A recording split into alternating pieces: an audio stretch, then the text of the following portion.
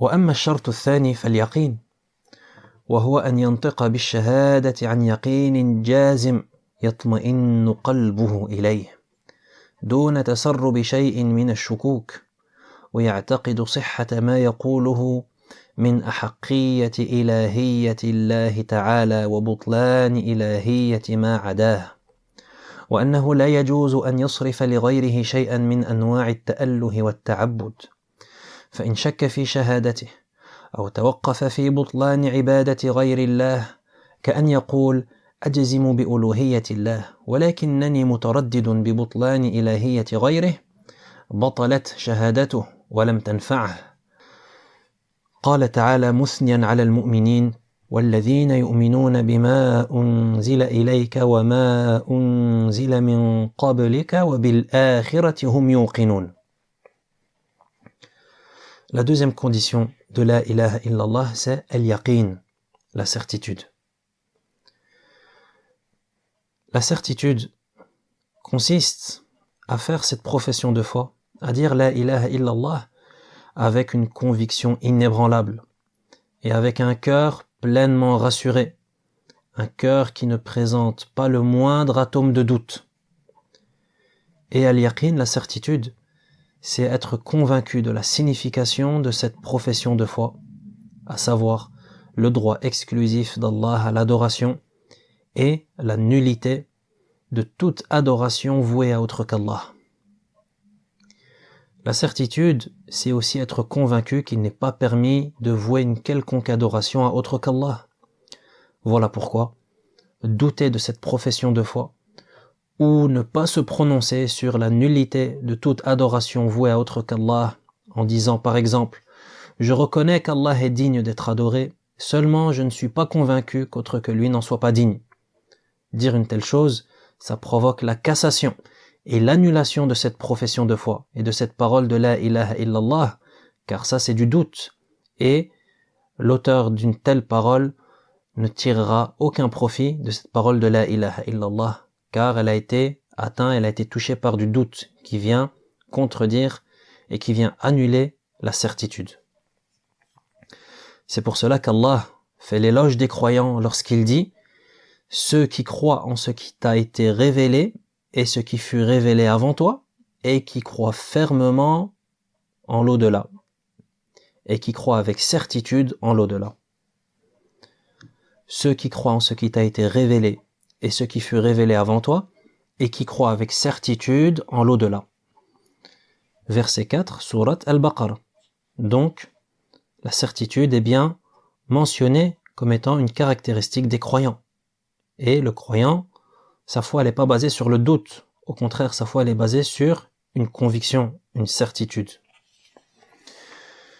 ومدح الله المؤمنين أيضا بقوله إنما المؤمنون الذين آمنوا بالله ورسوله ثم لم يرتابوا.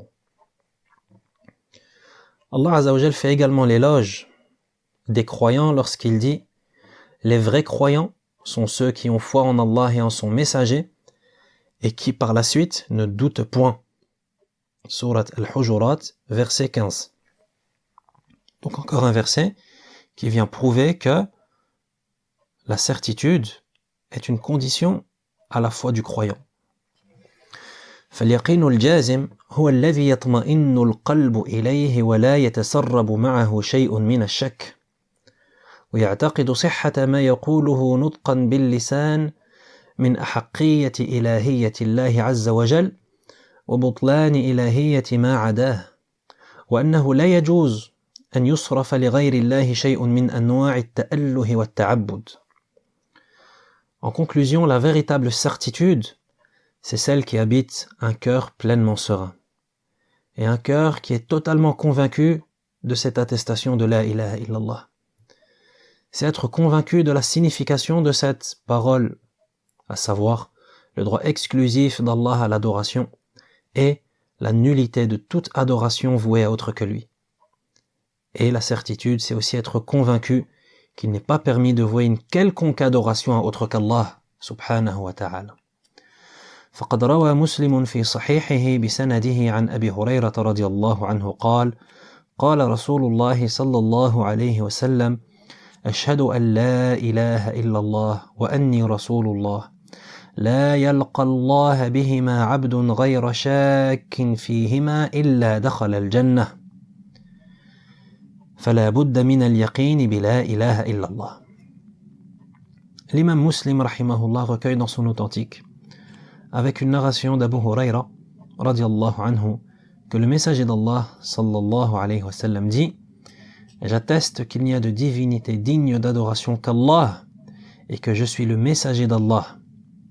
Quiconque rencontre Allah avec ces deux attestations et sans en éprouver le moindre doute entrera au paradis. Et ce hadith est recueilli par Muslim dans son authentique. Ce hadith prouve bien et de manière on ne peut plus claire que l'attestation La ilaha illallah est conditionnée par la certitude, al-yaqin, est conditionnée par al-yaqin, la certitude, la conviction. وعن أبي هريرة رضي الله عنه أن النبي صلى الله عليه وسلم قال: من لقيت وراء هذا الحائط يشهد أن لا إله إلا الله مستيقنا بها قلبه فبشره بالجنة. أخرجه مسلم. Abu Huraira radiallahu anhu rapporte également que le prophète sallallahu alayhi wa sallam lui dit un jour: celui que tu rencontreras derrière ce jardin, attestant, avec un cœur rempli de certitude, qu'il n'y a de divinité digne d'adoration qu'Allah, annonce-lui le paradis. Et le hadith est recueilli par Muslim. Donc encore une fois un hadith qui vient prouver et démontrer que la certitude est une condition de la ilaha illallah. فهذا هو الشرط الثاني من شروط لا إله إلا الله. الأول العلم أنه لا معبود بحق إلا الله وأنه يجب إفراد الله تبارك وتعالى بالعبادة الظاهرة والباطنة. والثاني أن يكون اليقين قائما في القلب على هذا الأمر. قال تعالى: إنما المؤمنون الذين آمنوا بالله ورسوله ثم لم يرتابوا وجاهدوا بأموالهم وأنفسهم في سبيل الله أولئك هم الصادقون. فاشترط في صدق إيمانهم بالله ورسوله صلى الله عليه وسلم كونهم لم يرتابوا أي لم يشكوا. La deuxième condition de la ilaha illallah est donc la certitude. La première condition, c'est al-ilm, la connaissance, le savoir. Donc la première condition, c'est savoir, comprendre que rien ni personne n'est digne d'être adoré à l'exception d'Allah et qu'il est obligatoire de vouer toute adoration à Allah seul, aussi bien les adorations internes que les adorations externes. Les adorations internes, les adorations du cœur, et les adorations externes, les adorations des membres du corps.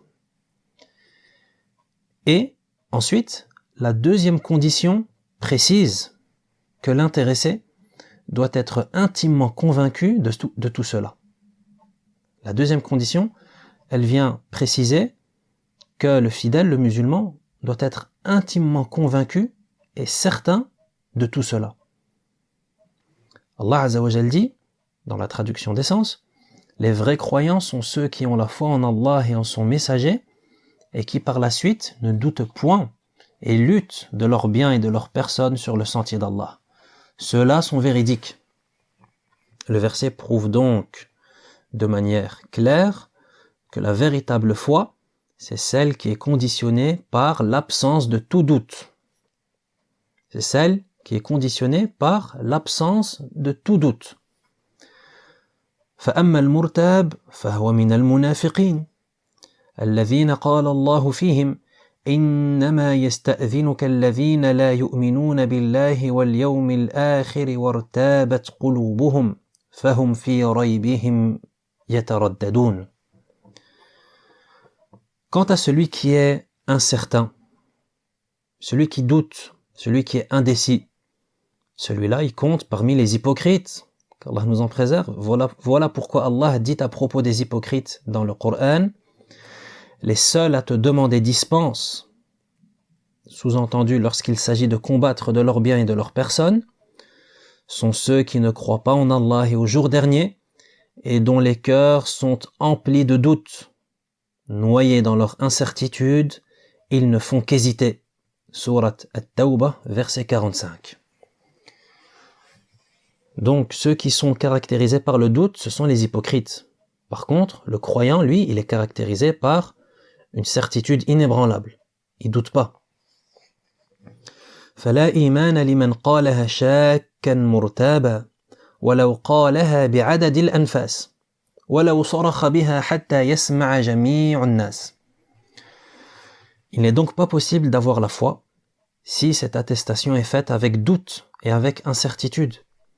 Et ceci quand bien même la personne répéterait cette attestation à longueur de journée et la crierait sur tous les toits. Si elle est accompagnée de doute, elle ne lui sert strictement à rien. وفي الحديث أشهد أن لا إله إلا الله وأني رسول الله لا يلقى الله بهما عبد غير شاك فيهما إلا دخل الجنة. Et comme le stipule le hadith cité précédemment, j'atteste qu'il n'y a de divinité digne d'adoration qu'Allah et que je suis le messager d'Allah. Quiconque rencontre Allah avec ces deux attestations et sans en éprouver le moindre doute entrera au paradis. اشترط في دخول قائلها الجنة أن يكون مستيقنا بها قلبه غير شاك فيها وإذا انتفى الشرط انتفى المشروط فلا يدخل الجنة إلا من كان موقنا بها قلبه. Donc ce hadith prouve que celui qui fait ce témoignage de la ilaha illallah entrera au paradis à condition que ce témoignage ait été fait avec certitude, avec un cœur plein de certitude. La certitude est donc une condition à part entière. D'ailleurs, comme cela est bien connu, si la réalisation d'une chose est soumise à des conditions, l'absence d'une seule de ces conditions empêche la réalisation de cette chose. D'ailleurs, comme cela est bien connu, lorsque la réalisation d'une chose est conditionnée et régie par des conditions, si une seule de ces conditions venait à manquer, alors la réalisation de cette chose ne pourrait avoir lieu. Voilà pourquoi seul quelqu'un qui fait ce témoignage avec un cœur plein de certitude entrera au paradis. Donc voilà pour la deuxième condition qui est la certitude, al-yaqin.